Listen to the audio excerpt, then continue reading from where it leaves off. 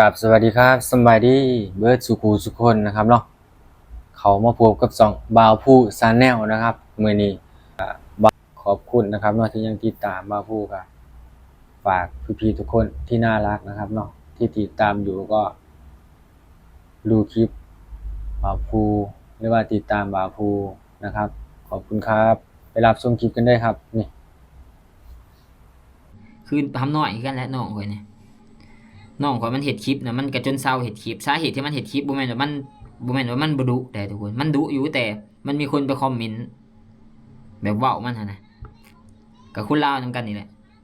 ส่วนมันถ่ายคลิปลงไปโอ้หน้าคือโวกแท้มื้อนี้สูบยามาจักเม็ดสอนวิธีสูบยามาแน่ถ่ายคลิปสอนเห็ดกระทงแน่หน้าโวกแท้เนาะหมอน่ะก็คนฟิลมันน่ะเนาะมันแบบเวลาแพ้มาเว้านั้นบ่มัก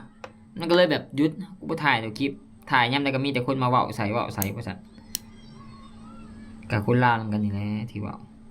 คนลาวส่วนหลายลาวนำกันนี่เขาก็บ่ค่อยจะแบบมันก็มีส่วนหน่อย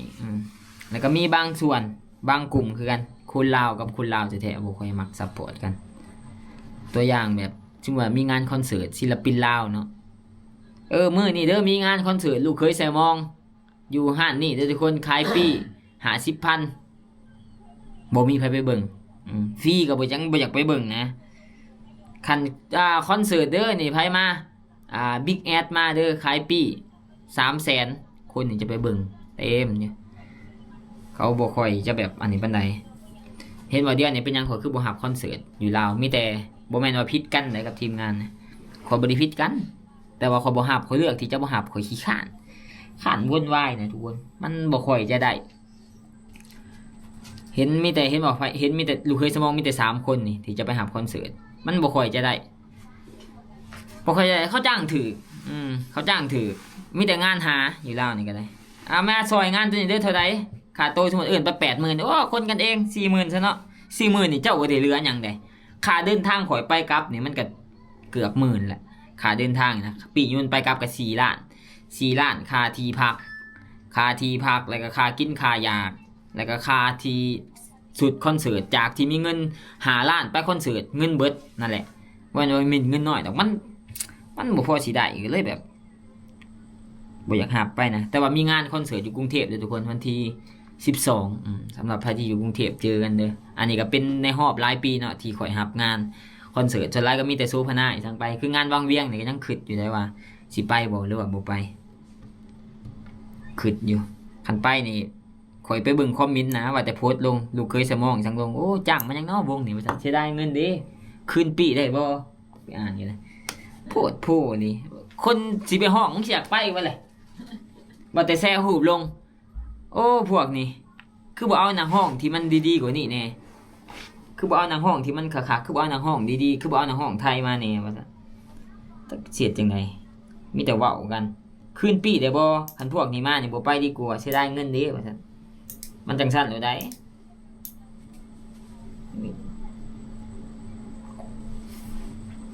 เว้าไทยคนไทยเป็นสิว่าจังบัดคนลาวนี่มีแต่จะอันนั้นกันเองคนที่ดีเขาก็ดีเนาะคนที่แบบเขาซัพพอร์ตเฮานะคือคนลาวอยู่อเมริกาเขาซัพพอร์ตขนาดทุกคนนี่บ่แม่นว่าย่อเดี๋ยวก็ว่าโอ้คันซั่นมึงก็ไปอยู่อเมริกาติซะบ่อันนี้เปรียบเทียบให้เบิ่งซื่อๆว่าการอันนั้นเขามันเป็นแบบใดการปฏิบัติอย่างของเขาคือศิลปินนี่เขานี่จะแบบให้เกียรติศิลปินแบบสุดๆเลยนะเวลาไปคอนเสิร์ตนี่คือถ่ายรูปนี่เขาเลียนแถวมาถ่ายรูปส่วนเขาถ่ายรูปคนเนี่ยเขาจะเลียนแถวมาสมมุติว่ามา20-30 คนนี่เลียนแถวมาถ่ายรูปแต่ละคนคืออยู่ลาวนี่บ่ได้คันอยากถ่ายรูปกับศิลปินลาวนี่สมมุติว่าคอยห้องเพลงอยู่เทิงเวทีเนาะแล้วก็อยู่โต๊ะทางหลังเว้ยปักแบกคือมาถ่ายรูปกูแน่ข่อยก็เซยติเนาะโอ้เอิ้นมาถ่ายรูปเท่านี้ก็บ่มาเนาะจะแม่นมึงขี้คุยตายแท้เนาะว่าซั่นอ้าวเฮาหาเป็นศิลปินเจ้าอยากถ่ายรูปเจ้าผัดบ่ย่างมาบัดให้เฮาผัดย่างไปหามาเนี่ยเฮาบ่ไปก็ว่าเฮาขี้คุยเงิดคือกันแหละแทนที่เจ้าอยากถ่ายรูปเจ้าก็ย่างมาแม่นบ่เนี่ยโอ้ดังเลยยิงเนาะมึงเนาะเอิ้นมาถ่ายรูปก็บ่มา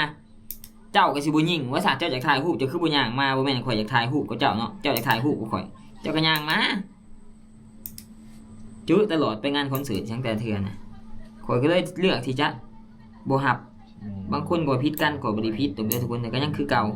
ยังโทรลมกันทุกมื้อกับสู้กันเลยก็เลยแบบบ่อยากรับบ่อยากวนปานใดย้อนมันเป็นจังซี่นี่แหละแต่ว่างานอยู่กรุงเทพนี่เจอกันเดือนวันที่12ตัดเล็บก่อนทุกคนฝากทุกคนคอมเมนต์มาว่าคันข่อยกลับไปเฮ็ดคลิปเว้าภาษาไทยนี่โอเคบ่คันมีคนคอมเมนต์จากประมาณจาก100คนนี่โอเคข่อยก็สิกลับไปเฮ็ดคันมีคนคอมเมนต์ว่าจะเว้าลาวแบบนี้แหละมันดีแล้วก็สิบ่เฮ็ดแต่ว่าสิบ่กลับไปเฮ็ดถึงคันว่าแบกคือดอกแต่ว่าสิในคลิปนั้นก็สิเว้าลาวผสมไทยให้มันออกแบบเฮฮาแหน่หน่อยนึงฝากคำคิดเห็นด้วยทุกคนบ่าวผู้ก็มีเรื่องมาเว้าเกี่ยวกับยูทูบเบอร์ลาวหรือว่านักร้องลาวนะครับที่โด่งดังในสปป.ลาวนะครับเนาะและก็สิ่งที่บ่าวผู้สิมาเว้านะเนาะคือนักร้องไทยกับนักร้องลาวแตกต่างกันบ่อนใดนะครับเนาะก็คือนักร้องอยู่ลาวนะครับเนาะนักร้องแบบร้องเพลงร้องหยังนะครับเนาะซึ่งว่ามีคลิปไอ้บิ๊กใหญ่เนาะมีคลิปไอ้บิ๊กใหญ่ที่เราออกมาเว้าก็แม่นความเดาอยู่นะครับเนาะเราก็เป็นคนโด่งดังเพลงอยากเป็นลูกเขยนะครับเนาะแล้วก็เป็นหยังเราจึงบ่รับงานคอนเสิร์ตนะครับเนาะแล้วก็เอาว่าออกจากปากได้เองนั่นแหละค่าตัวมันถูกนะครับเนาะนี่แหละสิ่งที่เราบ่รับคอนเสิร์ตแล้วก็ห่างหายจากไอ้โซพนานะครับหรือว่านักร้องอันนั้นนะทุกคนนักร้องเคยใส่หม้องนะครับเนาะคือไอ้เบียกใหญ่เล่าขี้ขลาดนะว่าเนาะเพราะว่าหนึ่งมาคนลาวเฮาบ่สนับสนุนกันนะครับอีกอย่างคนลาวเฮาบ่สนับสนุนกันคือเขาจ้างไปเนี่ยเนาะคือปล่อยเบียกใหญ่ไปมีคนหลายๆคนบอกนะเนาะแบบว่าจ้างผู้ใหม่ได้บ่สิหลายเงินแบบบางสินะเว้าแบบว่าบ่สนับสนุนกันแต่ก็เว้าให้กันนะทีนี้เราก็แบบว่าเลยบ่รับงานคอนเสิร์ตเนาะคือถ้าเป็นนักร้องอยู่ประเทศไทยนะครับเนาะเขาจะซัปพอร์ตสามารถซัปพอร์ตแล้วก็ให้คนหลั่งไหลเนาะคือประเทศไทยเพราะว่าเพิ่นสิมีการสนับสนุนกันนะครับเนาะเพิ่นสิบ่เหยียบย่ำกันหรือว่าทำร้ายกันเนาะเขาสิให้กำลังใจแล้วก็แบบมีหยังเพิ่นก็สนับสนุนนะครับนี่แหละคือประเทศไทยนะครับ2นะครับเวลาเฮ็ดคลิปคือผมเฮ็ดแบบนี้เนาะคือผมทำแบบนี้นะครับคนลาวบางกลุ่มก็จะพูดให้ว่ามักดื่มสาดนะครับเป็นคนลาวแต่เสือกเว้าไทยเนาะเพิ่นสิว่าแบบนี้เนาะคนลาวบางกลุ่มหรือว่าอยู่ไทยเพิ่นบ่ได้เว้าให้อยู่ไทยนะครับเนาะเพิ่นสิสนับสนุนแบบว่าผู้เฮ็ดคลิปแบบนี้เนาะเพิ่นก็มีคนไทยเข้ามาคอมเมนต์หรือว่าเบิ่งเนาะก็ขอบคุณประเทศไทยและก็คนไทยทั่วประเทศนะครับเนาะถึงว่าผู้สิบ่โด่งดังแต่ว่าผู้ก็ลงเหือแล้วนะครับเนาะว่าผู้บ่อยากถิ้มอยากเฮ็ดถึงสิบ่ได้เงินก็ได้เอานะครับเนาะเพราะว่ามันเป็นความมักเนาะและก็ขอขอบคุณพี่ๆคนไทยทุกคนนะครับที่เขามาติดตามรับชมคลิปบ่าวผู้นะครับเนาะถึงสิบ่มีสาระแต่ว่าผู้ก็อยากเฮ็ดนะครับแล้วก็ขอบใจพี่ๆทุกคนที่คอยมาสนับสนุนหรือว่าเบิ่งคลิปนำเนาะก็ขอบใจได้หลายนะครับเนาะคือไอ้บิ๊กใหญ่นี่ก่อนสิโด่งดังก็เว้าไทยเนาะเว้าแล้วเขาก็ลานะทุกคนลาแบบว่าบักดื่มสาดบักคายสาดจังซี่ประมาณนี้เนาะบัดสมมุติว่าไปเว้าอังกฤษเว้าจีนเว้าญี่ปุ่นจังซี่